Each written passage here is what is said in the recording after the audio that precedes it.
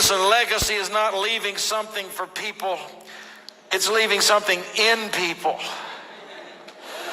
A lot of folks are thinking about what they're going to leave when they're gone. After I finished first service this morning, I was thinking about my wonderful father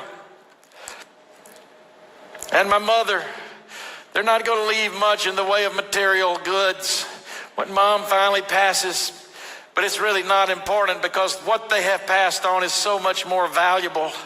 This World War II veteran who gave his heart to God in a foxhole and gave his kids and grandkids an opportunity to impact eternity because of the decision that he made. What a gift. What a legacy. It's leaving something in people that will make a difference. Who will know Christ in a great way because I lived? That is a compelling thought. You cannot imagine how amazed I was to receive a personal invitation to the private memorial service of Dr. Billy Graham. A select group of people from all over the world, and that I would get an invitation was very incredibly humbling to me. I asked Dusty, should I go? And he looked at me and said, I can't believe you're asking me that question. You're going.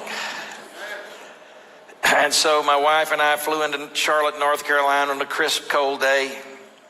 Went out to a dairy farm where Billy Graham grew up. There were the silos and the farmhouse still there. It's now converted to a library and a museum. And outside they had erected this huge tent. The Canvas Cathedral was what they referred to it as, which was instrumental in his first crusades. One of the instruments that Dr. Graham used to lead thousands of people to Christ. Leaving something in people. We sat under the tent and I marveled at the who's who of Christianity. Great pastors, great authors from Rick Warren to Max Lucado to Beth Moore. I got a selfie with Beth Moore, y'all. Most every notable Christian leader you could think of was there. Sports figures and Christian singers and heads of states and leaders of countries and politicians. And I kept asking myself, why am I here?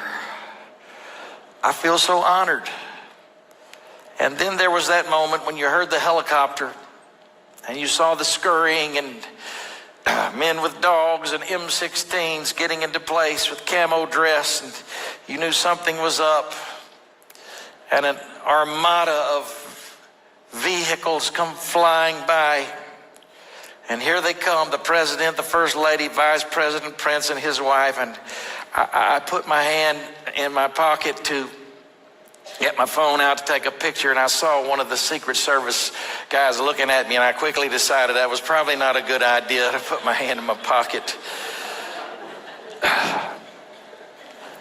And 3 cars bearing the presidential seal and the flags. You don't know, one was for the president, one for the vice president, a dummy car, and all this demonstration of power is on display.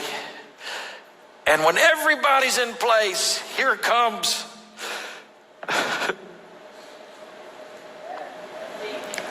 Dr. Billy Graham in a pine casket made from prisoners of Angola prison in Louisiana,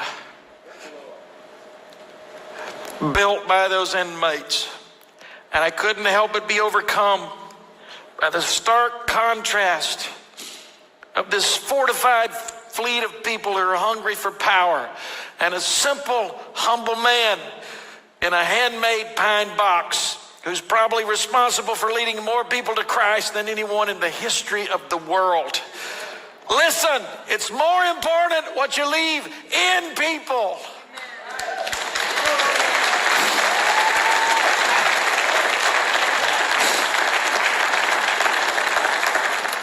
Let me tell you something today. Your fingerprints will never fade from the souls you touch. Thank you, Simon, Thanks for showing me how to be a cross bearer, even though you were compelled. Thanks for showing me how to leave a legacy. Thanks to you, proud African, for showing the way, for showing us how to carry a cross.